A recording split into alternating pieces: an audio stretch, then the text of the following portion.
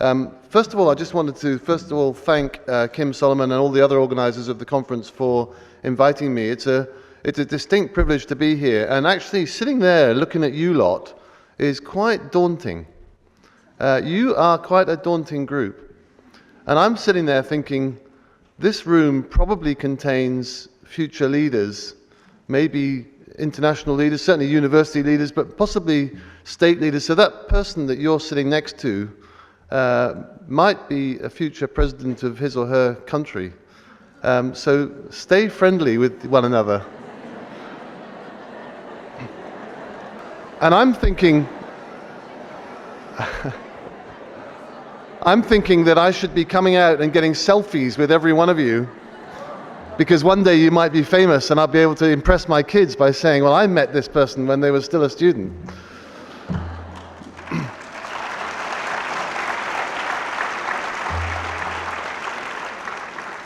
So you are a very talented group, and you are very fortunate to be brought together in this way. And I think congratulations to the United Nations for doing such a great job of organizing it. I hope you form a network, and I hope you stay in contact with one another, because you will, whatever you do, whatever sphere of life or work you go into, you will be people who influence the future. And that's the way I'm going to finish my remarks in a moment. But great to be here, and great privilege for me to get the chance to address you. I thought I would talk on three topics. First, some remarks about leadership in general. That's obviously the theme of the conference. Secondly, some thoughts of mine on the role of universities in leadership, and I think here's where my thoughts and Ian's are probably quite closely aligned. And then thirdly, just a bit of speculation about your world, what I regard as your world. My generation, our generation, has screwed up this planet, and your generation has the task of repairing it and preparing for the future. And I hope that you'll be successful. So, first of all, then, leadership. So, what is leadership? How many of you in the room can come up with a really good definition of what leadership means? I don't really know what leadership means, but the quote I like about leadership is, I don't know what it is, but I recognize it when I see it. And all of you will know what defines a leader. What kind of leader do you aspire to be? Do you characterize yourself as a particular type of leader, a leader from the front or a leader from the back, whatever the way you think about it? A hero of mine is Nelson Mandela. And Nelson Mandela's book, Long Walk to Freedom, I guess many of you will have read it, but if you haven't, I'd recommend you read it. But one of the things he describes is, in the early part of his life, he worked he looked after family animals, and he herded goats. And he said he learned a lot about leadership from herding goats. And he makes the point that if you lead a pack of goats from the front, you better keep looking over your shoulder and checking that they're still with you, because it may well be that you've walked on and all the goats have stopped and they're no longer with you.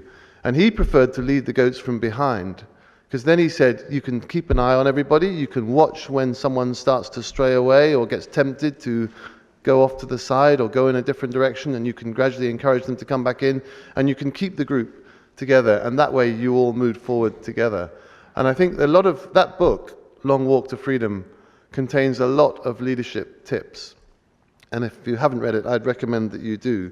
So just the thoughts about what characterizes a leader. Should it be personal characteristics? Should it be education? Should it be language? Should it be skills? I think, of course, it's all of those things. For me, the three, in fact, I've written down 4 key characteristics of being a successful leader. One is vision. You have to have vision. You have to have some idea of what it is you want to achieve. Without vision, there's no point in trying to lead anything. You have to have a target in mind. You have to have goals in mind. The second is values. I think it's really important that you define what it is that really matters to you. What are the things that you consider will define your contribution to the world? What are the things that are really important to you? What are your personal values? What do you want to stand up for? Because when you get into leadership positions, your values will be tested. Your conviction will be tested. Your strength of character, your desire to achieve whatever goals it is you've set yourself will be tested. And if you don't have a set of values to refer back to, I think the job is very much harder. So define your own personal values, define the values of the institutions that you work for, and think how you will defend them and how you will work hard to see them brought to fruition. The third characteristic I've written down is resilience. Being leader is tough. Being leader will bring criticism. It will bring pressure. It will bring advice, in inverted commas. When I was the president of the University of Hong Kong, I was often asked whether people put me under pressure. And the answer was yes. Everybody put me under pressure. Politicians, media, students, staff, alumni, everybody. And if I didn't have an idea of what it was I was trying to achieve and what things I want to stand up for, then resisting that pressure is much more difficult. So you have to have resilience, you have to be strong, and you have to sometimes be quite lonely. Leadership can be quite lonely. So you need to have people that you respect and people whose judgment you value, and you need to ideally have mentors and or people that you can, maybe someone completely outside your world working in a completely different sphere that you can discuss things with and you can have some private conversations with, because sometimes the role of the leader can be quite a lonely and isolated role. So you need to be strong, you need to have thick skin. And that was going to be my three, but the fourth one I added was a sense of humor, because I think that's sometimes very important. And people sometimes ask me why I think it is that medical professionals often end up in university leadership positions. So Ian and I both come from a medical background. Eng Chai's predecessor at National University of Singapore was also a kidney doctor like me. All the most clever doctors are kidney doctors, by the way, but sorry, Ian. But lots of medical professionals do end up in leadership positions, whether it's in universities or whether it's elsewhere. And the answer that I usually give is that it's because we're trained in giving people bad news. I think that's a useful skill in university leadership. But the reality is that I think medical doctors should be good with human beings. And basically running a university is a people management job. There is some aspects of financial management and media and planning and whatnot that you need to be skilled at. But basically you're running an organization that's full of clever people, clever students, clever staff. Many staff who think they know all the answers, and many staff who have very highly developed special skills, much more talented in their own area than the university leader would ever possibly be. So it's a question of managing a group of talented, often ambitious, sometimes egotistical people. And those are what characterize universities and what make universities successful. So maybe medical professionals are particularly good at managing people. I don't know if that's true or not. Eng Chai is a mathematician, so he's from a different background, and he's clearly got great skills in managing people as well. So there's nothing special about being medical, but I do think it's quite interesting that medical professionals sometimes end up in university leadership, and it may be because of our ability to work with people. Sometimes people in very difficult or challenging situations, sometimes people who are very vulnerable because of their medical illness or because of their circumstances. So I hope that that's one of the reasons why medical professionals can sometimes make effective university leaders. So I think in order to be a successful leader, you need those characteristics. You need vision, values, resilience, and a sense of humor. You need to remember that it's lonely, and you need allies, you need friends, you need people that you can trust. You need courage, undoubtedly. When I was appointed to the University of Hong Kong, I had a lunch meeting with my former boss in Cambridge, a man called Sir Keith Peters, and a friend of his who's is a Hong Konger, very well known in Hong Kong businessman. And we had this lunch in London just before I started in Hong Kong, and the subject that was under debate was, is Peter courageous or stupid to be taking on the role of President of the University of Hong Kong? And the conclusion at the end of the lunch was it was a bit of both.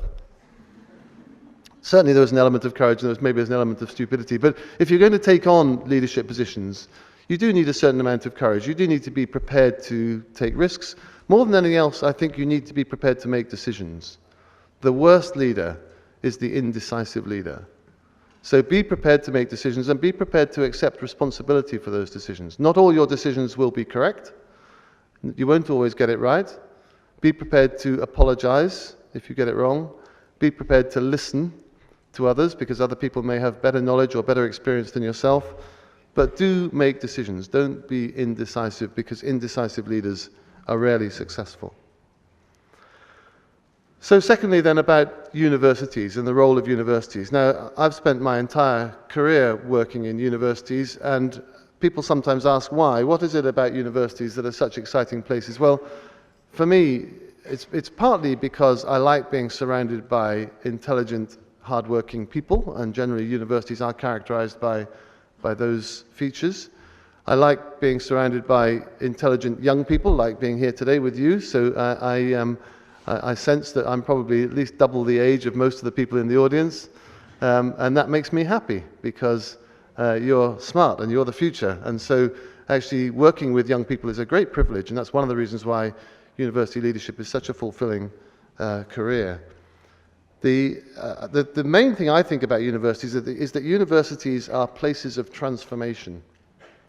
They're places of personal transformation, and they're places also of societal transformation. So if you think about yourself, I know most of you are either current university students or have been university students, if you think about yourself at the time you started, and then you think about yourself now, or you think about yourself when you graduated, just compare the person you were when you started to the person you were either at the middle of your course or at the end of it. Think about the ways in which you've changed. Think about the new knowledge that you've acquired. Think about the new friends you've made, the new experiences that you've had. You're transformed. You'll never go back to being that person that you were before you started your university education. And that can have positive and negative features. Sometimes there are aspects of losing some of your background, some of your previous characteristics, but also there are developmental and positive aspects. So university experience should be transformational. Certainly for me personally, it was. I went to school in a rural part of the UK, right down in Cornwall, 5 miles from the end of Cornwall, where most people were not expected to go to university. I was the first member of my family to go to university. And to me, that was a red rag to a bull. That was made me even more determined to succeed. And I sometimes wonder whether that's why he gave me that advice, because he felt I needed to be stimulated in some way to compete. But I decided I wanted to do medicine. I managed to get a place to do medicine, and I consider that everything good that's happened in my life has been the result of education. And I can even say that if my wife is sitting in the audience, which she's not today, because I met her in my first term at university. So you may well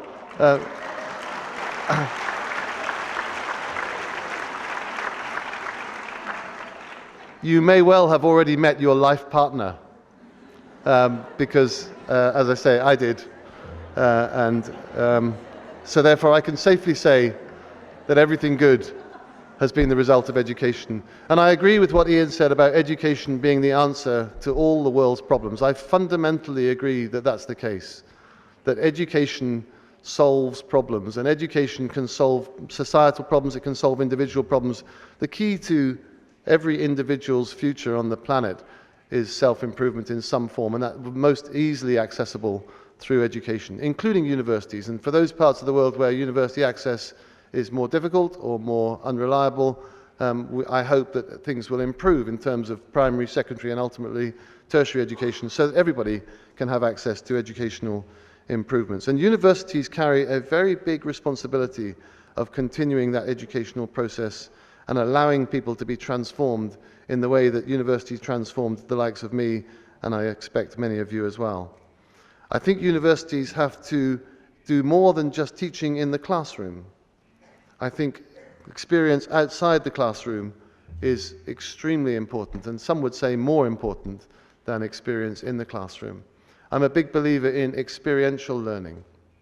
When I was at the University of Hong Kong, we had a plan that every University of Hong Kong undergraduate student would have two opportunities to study or work outside Hong Kong, once in mainland China and once somewhere else in the world. And by the time I left the University of Hong Kong, the numbers achieving those targets were growing very fast. It was around 40% were having an experience in the mainland, and around 70% were having an experience outside Hong Kong. So these are great opportunities. Your university years are a protected period of time when you can experiment, you can try things, you can sometimes make mistakes, but you do so in a protected environment. You can learn from it. You can go overseas. You can travel to communities very different from your own. And I think getting outside your comfort zone, another phrase that I think Ian used, is really important. And that's, for me, what my work in Uganda has taught me. The first time I went to Uganda, I was working in a hospital in Mbarara, which is in a rural part of Uganda, down in the southwestern corner between Congo, Rwanda, and Tanzania. And I was confronted by young babies dying of malaria or diarrheal disease. And I was confronted by all sorts of medical problems that could not be solved because the infrastructure was not there. And I was horrified by that. And I thought, I shouldn't have come. I can't help this situation. I can't provide what's needed here. But then I learned that what I can do is teach. And teaching is the source of continued improvement. And probably the biggest single sense of professional pride that I have of my entire career is the work of a young woman called Rose Mahindo, who I first taught when she was a third-year medical student. And Rose is now running the hospital in Mbarara. She's the medical director of the entire teaching hospital. And so through her, I've seen the product of teaching and the way it can be brought to the benefit of a population that previously has poor access to infrastructure. So I think the experience of working outside the classroom can be very, very powerful, and for me that's certainly the case.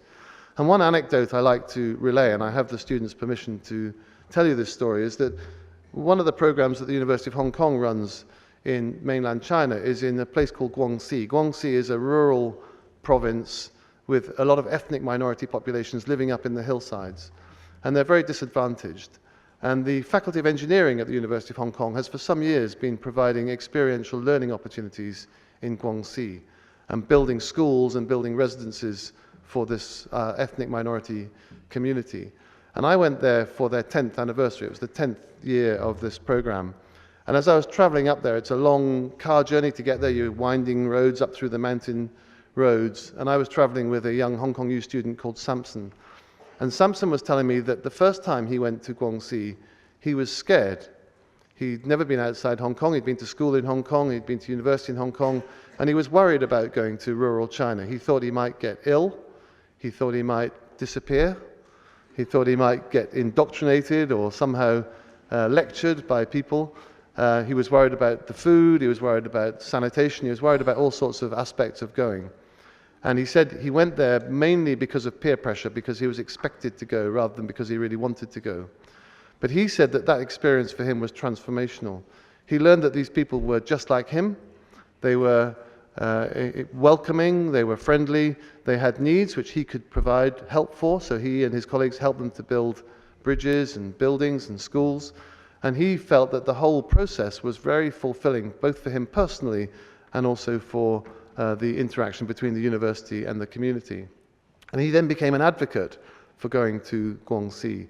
And he said that when he encountered other students who were feeling like him, rather nervous, rather unsure why they were doing it, he was able to say to them, you should go because it'll transform your attitude to the world, it'll transform your attitude to yourself. And I think experiential learning like that and like my work in Uganda is extraordinarily important to leadership development because it puts you in a context that is very different from your own. It allows you to appreciate things that you've previously taken for granted, and it gives you educational experiences much more rich and fruitful than anything that can be dreamed up in the classroom. The other aspect of universities which I think are really important is multidisciplinarity. So I think working in a multidisciplinary way across universities is vitally important to solving the challenges of the age. And I'll finish my presentation with my third section, which is just around some speculation about your future. I am a relentless advocate of globalization. I believe in globalization of education. I believe in globalization of experience. So this kind of experience that you've been able to have by meeting people from, I think it's 87 different countries, amongst the 1,000 odd of you here. So this is a fantastic opportunity. You'll have opportunities during your lifetime to travel to many of those countries, to meet people from those countries, and I think to share experiences and to share solutions with them. And to me, this is the essence of future leadership. There are people in the world currently advocating anti-globalization. There are also some senses of anti-intellectual feeling in the world. And I think universities and university leaders and people like you, the leaders of tomorrow, need to counter those emotions. You need to promote globalization. Globalization is here to stay and will solve the problems. Anyone that thinks globalization is not here to stay, they're probably all carrying one of these things. We now know instantly what's going on anywhere in the world. That's irreversible. I don't think globalization is going to go away, so I think we need to work with it. Yes, there are parts of the world that feel that globalization has not benefited them. There are many people who feel that globalization has left them behind. It's created opportunities for others. So for me, that's not a reason for apologizing for globalization or trying to reverse it. That's a reason for trying to make globalization relevant to everybody, not just those that are currently benefiting. So for the future, you will inherit a world of great mobility, mobility of information, mobility of people, mobility of money, and mobility of trade. And I hope the world stays that way, because I think that's in the best interests of everybody on the planet. If you think about the great challenges of the world, and I'll just pick one from my own field, which is medicine. If you think about the challenges of the aging population, aging populations will not be solved by medicine alone. I don't think there'll be drugs to prevent aging or interventions that can suddenly reverse the processes of aging. I think we have a massive problem in terms of coping with aging populations, people living longer, and in Asia in particular, falling birth rates. So you have more old people and fewer young people. And in many parts of Asia, particularly China, but many other parts of Asia, there's also urbanization going on. So a lot of the elderly people will be isolated. They'll be in the countryside when all the young people are in the cities. There'll be fewer young people to look after them because of falling birth rates. And so this is a major societal challenge. I think it'll be solved by multidisciplinary working between social science, between engineers, robotics, remote sensing, information technology, all these characteristics, not just by medicine alone. So I think we have to promote multidisciplinary working, and I would encourage all of you to think about working with people from various different backgrounds. You will all have many different careers. You won't end up studying a subject at university which is going to determine the rest of your life in the way that my generation tended to do. You will do many different things. University education needs to equip you with those skills. Some of those skills are around networking, are around understanding the value of communications, making contacts, learning to work with people from very different backgrounds, and learning to cherish the lessons that you can receive from people very different from yourself. If anybody wants to understand my views about the role of universities, I can recommend that you read something called the Stone Report, which was produced by the University of Chicago. It's about 2 or 3 years old now. It's available on their website. And what the Stone Report does is define for the University of Chicago what they believe a modern university should stand for. Universities are not places where you go to be made comfortable. They're places where you go to be challenged.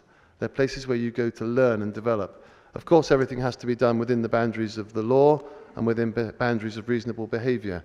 But the University of Chicago, in my view, has beautifully defined the role of a university in modern society, and I'd recommend that you read the Stone Report. So with that, I want to conclude my remarks. I was intending to set my timer, but I forgot to press start, but I think I've used 15 minutes. The best way to control the future is to shape it yourself.